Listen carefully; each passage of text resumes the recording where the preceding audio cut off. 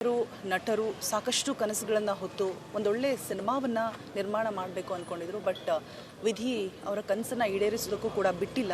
ನಿಧನರಾಗಿದ್ದಾರೆ ಹೃದಯಾಘಾತದಿಂದ. ನಮ್ಮ ಜೊತೆಗೆ ಅವರೊಟ್ಟಿಗೆ ಹಿಟ್ಲರ್ ಕಲ್ಯಾಣದಲ್ಲಿ ಜೊತೆ ಕೆಲಸ ಮಾಡಿದಂತಹ ನಟಿಯಾದಂತಹ ರೂಪಿಕಾ ಅವರು ನನ್ನ ಜೊತೆಗಿದ್ದಾರೆ. ಏನು ಕೇಳಬೇಕು ಗೊತ್ತಾಗ್ತಾ ಇಲ್ಲ ರೂಪಿಕಾ. ನಿಜಕ್ಕೂ ಒಂದು ರೀತಿಯಾಗಿ ಶಾಕ್, ಒಂದು ಬಿಗ್ ಲಾಸ್. ಸಾಕಷ್ಟು ಕನಸನ್ನು ಹೊತ್ತಿದ್ರು ದಿಲೀಪ್ ಅವರು. ಬೆಳಿಗ್ಗೆ ಸ್ಟೇಟಸ್ ನಾನು ನೋಡಿದ ತಕ್ಷಣ, ನನ್ನ ಕೊಲೀಗ್ದು ಸ್ಟೇಟಸ್ ನೋಡಿದ ತಕ್ಷಣ ಫಸ್ಟ್ ಫೋನ್ ಮಾಡಿದ್ದು ಮನಸ್ಸಲ್ಲಿ ಒಂದು ಕ್ಷಣ ಬಂದಿದ್ದು ಫೇಕ್ ನ್ಯೂಸ್ ಆಯಿತು ಅಂತ ನನಗೆ ಫಸ್ಟ್. ಬಿಕಾಸ್ ತುಂಬ ಫೇಕ್ ನ್ಯೂಸಸ್ಗಳು ಸ್ಪ್ರೆಡ್ ಆಗ್ತಿರುತ್ತೆ, ಮೇ ಬಿ ಅದಿರ್ಬೋದಾ ಅಂತ ನಾನು ಕಾಲ್ ಮಾಡಿದೆ. ಬಟ್ ಅದು ಯಾವಾಗ ಇಲ್ಲ ಹೌದು ಇದು ಸತ್ಯನೇ ಅಂತ ಗೊತ್ತಾದಾಗ ಮನುಷ್ಯನ ಸಮಯ ಅಥವಾ ಏನು ಅದಕ್ಕೆ ಲೈಫ್ ಸ್ಪ್ಯಾನ್ ಅನ್ನೋದೇ ಇಲ್ವಾ, ಅಥವಾ ಮುಂಚೆ ಎಲ್ಲ 80 ವರ್ಷ 90 ವರ್ಷ ಈ ಥರ ಒಂದಷ್ಟು ಅಟ್ಲೀಸ್ಟ್ ಒಂದು ಲೈಫ್ ಸ್ಪ್ಯಾನ್ ಅಂತಿತ್ತು. ಬಟ್ ಈಗ ಎಲ್ಲ ಆರೋಗ್ಯವಾಗಿತ್ತು, ಅಷ್ಟು ಬಾಡಿ ಮೇಂಟೈನ್ ಮಾಡಿಕೊಂಡು ಅಷ್ಟು ಹೆಲ್ದಿಯಾಗಿದ್ಕೊಂಡು, ಆ್ಯಂಡ್ ಎಲ್ಲದಕ್ಕಿಂತ ಮುಖ್ಯವಾಗಿ ಏನೂ ಯಾರಿಗೂ ತೊಂದರೆ ಕೊಡದೆ, ಕಲಾವಿದರಿಗೂ ಕೂಡ ತೊಂದರೆ ಕೊಡದೆ, ಒಂದು ಸಕ್ಸಸ್ಫುಲ್ ಪ್ರೊಡ್ಯೂಸರ್ ಅಂತ ಅನ್ನಿಸ್ಕೊಂಡು, ಆ್ಯಂಡ್ ಅಷ್ಟು ಒಳ್ಳೆ ಪ್ರಾಜೆಕ್ಟ್ಸ್ನ ಸಕ್ಸಸ್ಫುಲ್ಲಾಗಿ ಆರ್ಟಿಸ್ಟಾಗಿ ಬಂದು ಈಗ ಪ್ರೊಡ್ಯೂಸರ್ ಕೂಡ ಒಳ್ಳೆ ನಿರ್ಮಾಪಕರು ಅಂತ ಅನ್ನಿಸ್ಕೊಂಡು ಈ ಥರ ಎಲ್ಲ ಇದ್ದಾಗ ಈ ಸಾವ ಅಂದರೆ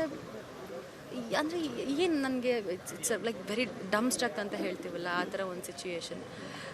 ಇವತ್ತು ಕೂಡ ನನಗಿದು ಇವಾಗ ಅಲ್ಲಿ ಬಂದು ಕೂಡ ಡೈಜೆಸ್ಟ್ ಮಾಡ್ಕೊಳ್ಳೋಕ್ಕೆ ನನಗೆ he was a family man, perfect gentleman ಅಂತ. He deserves that.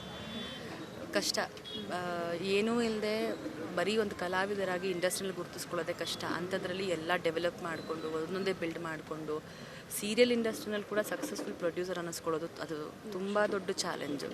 ಅಷ್ಟು ಒಳ್ಳೊಳ್ಳೆ ಸೀರಿಯಲ್ಗಳನ್ನ ಕೊಟ್ಟು ಅಷ್ಟೇ ಕಲಾವಿದರಿಗೆ ಅವಕಾಶ, ತಂತ್ರಜ್ಞರಿಗೆ ಅವಕಾಶ. So it's a very big loss, very huge loss. But he was a professional person. ನಾನು ಈಗ ಒಂದು 3 months ಬ್ಯಾಕ್ ಅನಿಸುತ್ತೆ ರೂಪಿಕಾ ಮಾತಾಡ್ತಿದ್ದೆ ಸರ್ ಜೊತೆಗೆ, ಸಂದರ್ಶನ ಕೇಳಿದೆ. ಕೊಡ್ತೀನಿಮ್ಮ ಬನ್ನಿ ಆಫೀಸ್ಗೆ ಮಾತಾಡೋಣ ಸೀರಿಯಲ್ ಬಗ್ಗೆ, ಸಿನಿಮಾದ ಬಗ್ಗೆ. ತುಂಬ ಹಂಬಲ್, ಯಾಕಂದರೆ ಅಷ್ಟು ಬ್ಯುಸಿ ಸ್ಕೆಡ್ಯೂಲಲ್ಲೂ ಕೂಡ ಅಷ್ಟು ತಾಳ್ಮೆ ತೊಗೊಂಡು ಪೇಷನ್ಸಿಂದ ತುಂಬ ಚೆನ್ನಾಗಿ ಮಾತಾಡಿದ್ರು. ನಂಗೆ ಅಷ್ಟರೊಳಗೇ ಈ ಸುದ್ದಿ ಕೇಳಿ ನಿಜಕ್ಕೂ ಆಘಾತ ಆಯಿತು. ಸೊ ಸೆಟ್ಟಲ್ಲೆಲ್ಲ ಹೇಗಿರ್ತಾಯಿದ್ರು? ನಾನು ಹಿಟ್ಲರ್ ಕಲ್ಯಾಣದಲ್ಲಿ ಒಂದು ಮೈ ಲಕ್ ಅನ್ಸ್ಬೋದು, ಒಂದು ಒಳ್ಳೆ ಸ್ಪೆಷಲ್ ಎಪಿಸೋಡ್ ನನಗೆ ಕೆಲಸ ಮಾಡೋವಂಥ ಅವಕಾಶ ಸಿಕ್ತು. ಎಷ್ಟು ಲೈವ್ಲಿ ಪರ್ಸನ್ ಗೊತ್ತಾ. ಆ್ಯಂಡ್ ಗಂಡ ಹೆಂಡ್ತಿ ನೋಡಿದ್ರೆ ನಮಗೊಂಥರ ಹೊಟ್ಟೆ ಉರಿಯೋದು, ಅಪ್ಪ ಈ ಥರ ಕಪಲ್ಸ್ ಇರಬೇಕು. ಬಿಕಾಸ್ ಮದುವೆ ಆಗದಿದ್ದವ್ರು ನಮಗೊಂಥರ ಇರುತ್ತಲ್ಲ, ಸಿಕ್ಕರೆ ನಮಗಿಂತ ಒಳ್ಳೆ ನಮಗೆ ಸಪೋರ್ಟಿವ್ ಪರ್ಸನ್ ಸಿಗಬೇಕು ಅಂತ. ಆ ಥರನೇ ಇದ್ರು. They were made for each other. Projects wise ಆಗಲಿ, ಒಂದು ಏಳು ಬೀಳಿನಲ್ಲಾಗಲಿ, ಆ ಸ್ಟ್ರಗಲ್ಸಲ್ಲಾಗಲಿ ಜೊತೆಯಲ್ಲಿ ನಿಂತಹ ಒಂದು ಶಕ್ತಿ ಅಂದರೆ ಅವ್ರ ವೈಫ್. ಅದು ನಾವು ನೋಡ್ತಾ ಇದ್ವಿ, ಅದು ಯಾರು ಹೇಳೋದೇ ಬೇಕಾಗಿರ್ತಿರ್ಲಿಲ್ಲ. ಇಷ್ಟೆಲ್ಲ ಇದ್ಮೇಲೆ ಈ ಸಂಪಾದನೆ ಗೊತ್ತಾಗುತ್ತೆ. ಇಲ್ಲಿ 90% ಬರೀ ಮೀಡಿಯಾದವರೇ ಬಂದಿದ್ದಾರೆ. ಅಂದರೆ ಅವ್ರ ಜೊತೆ ಕೆಲಸ ಮಾಡಿದವರು, ಟೆಕ್ನಿಷಿಯನ್ಸು, ಚಾನಲ್ ಹೆಡ್ಗಳು ಆ್ಯಂಡ್ ಸ್ಟೋರಿ ರೈಟರ್ಸು, ಈ ಥರದವರೇ ನಮಗೆ ಬಂದಿದ್ದಾರೆ ಅಂತಂದಾಗ ಅವ್ರ ಸಂಪಾದನೆ ಅದು. ಅಂದರೆ ಅಷ್ಟು ಜನನೂ ಅವರು ತೂಕಬದ್ಧವಾಗಿ ನಡೆಸ್ಕೊಂಡಿದ್ದಾರೆ ಅಂತ.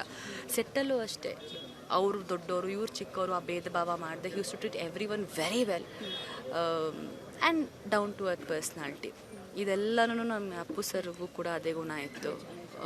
ಭಯ ಆಗೋಕ್ಕೆ ಶುರು ಆಗೋಗಿದೆ ಇಂಥ ಒಂದು ಪರಿಸ್ಥಿತಿಗಳನ್ನ ನೆನಪು ಮಾಡಿಕೊಂಡ್ರೆ. ಅಂದರೆ ಒಳ್ಳೆಯವ್ರಿಗೆ ಕಾಲ ಇಲ್ವಾ ಅಂತ ಒಂದು ಸ್ಟೇಟ್ಮೆಂಟ್ಗಳು ನಮಗೆ ನೆನಪು ಬರುತ್ತೆ. ಅದು ಹೌದಾ ಸತ್ಯನಾ ಅಂತ ಒಂದು ಬೇಜಾರಾಗುತ್ತೆ.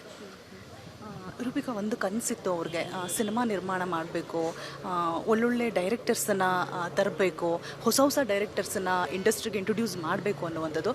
ಸೊ ವಿಧಿಯಾಟ ಹೇಗೆ ಅಂತ ಹೇಳಿದ್ರೆ ನಿಜಕ್ಕೂ ಕ್ರೂರಿ ಅಂತ ಅನ್ಸೋಗ್ಬಿಡ್ತು ನನಗೆ. ಇನ್ನೇನಾದ್ರೂ ಹತ್ತಿರದಲ್ಲಿದ್ದರು, ತುಂಬ ಹತ್ತಿರದಲ್ಲಿದ್ದರು. ಆಫ್ಟರ್ ಇವಾಗ ಒಂದು ಒಳ್ಳೆ ಸಕ್ಸಸ್ಫುಲ್ ಪ್ರಾಜೆಕ್ಟ್ ಕೃಷ್ಣ ಅವ್ರಿಗೂ ಆಗ್ತದೆ. ನೆಕ್ಸ್ಟ್ ಅವ್ರದ್ದು ಇದ್ದಿದ್ದೇ ಥಾಟು ಹೊಸ ಪ್ರೊಡಕ್ಷನ್ ಶುರು ಮಾಡಿ ಅದರಿಂದನೇ ಒಂದಷ್ಟು ಡೈರೆಕ್ಟರ್ಸ್ಗೆ ಅವಕಾಶ ಕೊಡೋಣ ಅಂತ.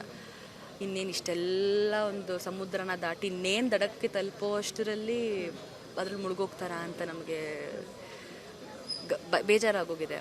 ಆ್ಯಂಡ್ ತುಂಬ ಕಷ್ಟ. ಅವ್ರ ವೈಫ್ಗೆ ಅದನ್ನು ಡೈಜೆಸ್ಟ್ ಮಾಡ್ಕೊಳ್ಳೋದು ತುಂಬ ಟೈಮ್ ಬೇಕಾಗುತ್ತೆ. ಬಟ್ ಆ ದೇವರು ಖಂಡಿತವಾಗ್ಲೂ ಶಕ್ತಿ ಕೊಡಲಿ. ಎಲ್ಲ ಚಿತ್ರರಂಗದವ್ರು ಇದ್ದರೂ ಕೂಡ ಯಜಮಾನರು ಅಂತ ಪಕ್ಕದಲ್ಲಿರೋರು it is something very difficult. So ಅದು ಅವ್ರ ಕನಸು ಅಲ್ಲಿಗೆ ಅರ್ಧಲ್ಲೇ ನಿಂತು ಹೋಯಿತು. So but thank you so very much. ಅವರ ಒಂದು ಆತ್ಮಕ್ಕೆ ನಾವು ಹೇಳೋದು, ಇಷ್ಟು ವರ್ಷ ನಮ್ಮನ್ನೆಲ್ಲ ಸಾಕಿದ್ದಕ್ಕೆ ಥ್ಯಾಂಕ್ ಯು ಹೇಳ್ಬೋದು. ನಿಜವಾಗ್ಲೂ ನಮ್ಮನ್ನು ಸಾಕಿದ್ದಕ್ಕೆ ಥ್ಯಾಂಕ್ಸ್ ಅಂತ ಹೇಳ್ಬೋದು. Thank you Rupika. ಹಾಗೆ ದೇವರು ನಿಮಗೂ ಕೂಡ ದುಃಖ ಭರಿಸುವಂತಹ ಶಕ್ತಿಯನ್ನು ಕೊಡಲಿ ಅಂತ ಹೇಳ್ತಾ ಧನ್ಯವಾದ. ಸೊ ಇದಿಷ್ಟು ನಟಿ ರೂಪಿಕಾ ಅವರ ಮಾತಾಗಿತ್ತು ಅಂತ ಹೇಳ್ತಾ ಕ್ಯಾಮ್ರಾ ಪರ್ಸನ್ ವಿಕಾಸ್ ಜೊತೆ ರೋಜಾ ಮನು ಪಾಟೀಲ್, ಅಶ್ವವೇಗ ನ್ಯೂಸ್.